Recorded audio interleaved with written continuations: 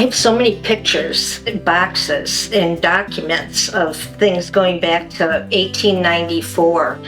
I'm so glad that I found some way to preserve them for my family and future generations. Let's get started with my memory station.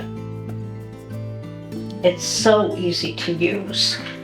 The image stabilizer flattens the photo to make a better scan. Then all you do is press scan.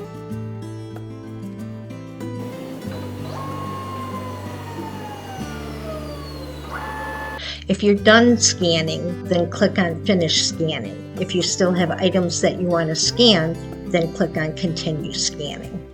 What's really amazing is that it doesn't have to be a picture. It can be an object and it will scan it.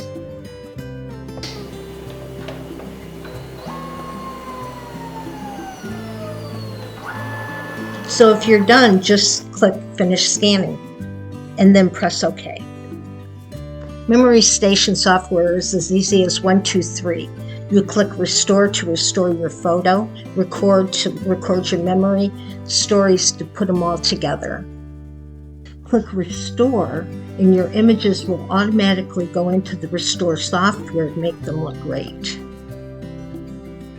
So this is a faded document. So you want to go down to Faded Document or Text and click, and it will allow you to pick the best image. So we'll click this one, and you can see the difference. Go over to Save Next and click, and the next image will come up. So this is a faded photo. So you want to go up to Faded Print or Slide and click on that, and then it gives you all of these options, and you can pick the one that you think looks best to you and click on that. And you can see the difference. It's amazing. So if you're satisfied with that, then go to Save Next, and the next photo will come up, and it's an object, not a photo. This object doesn't need any correction at all, so I'm going to go to No Image Correction and click on that. Then click OK. It's telling me there's no image correction. And then you just go to Save Next.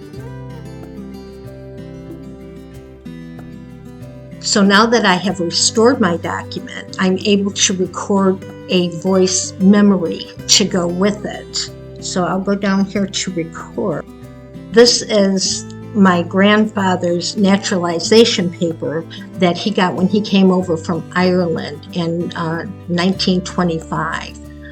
So now we have it forever. Then go over to Stop Record. So now that I have recorded a memory to go with this document, I can go over here and listen to it and see if I like it. And if I don't, I can re-record it. And if I like it, then I just save it. So now I'm able to click this green down arrow and record another memory. So then go to Record. This is my grandmother and all her sisters. I think there were like 12, and they are picking strawberries in her brother's strawberry farm. It's just great. They all have their bonnets on, except my grandmother. She was a little bit of a rebel. Stop record. But it's wonderful because now I can share this with my whole family. They've never even seen it, and you're all set.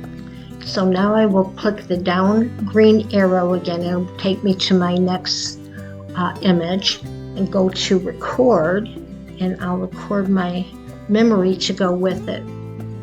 So this is a pouch. It's called a pouch, and it goes on the kilt that my grandfather wore in World War I. He was in the Irish Brigade, and this was part of their uniform.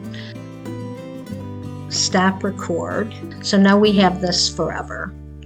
So now that I've recorded my memories for these 3 items, I will go to Save All to save the voice messages and memories.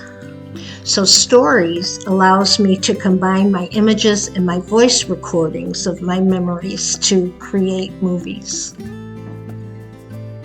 So this screen allows me to remove any images that I might not want or move them around to create a movie. So then you go to create. Now let me share this wonderful short story with my family. This is my grandfather's naturalization paper that he got when he came over from Ireland in 1925. This is my grandmother and all her sisters. I think there were like 12, and they are picking strawberries in her brother's strawberry farm. It's just great. They all have their bonnets on, except my grandmother. She was a little bit of a rebel. So this is a pouch. It's called a pouch, and it goes on the kilt that my grandfather wore in World War One.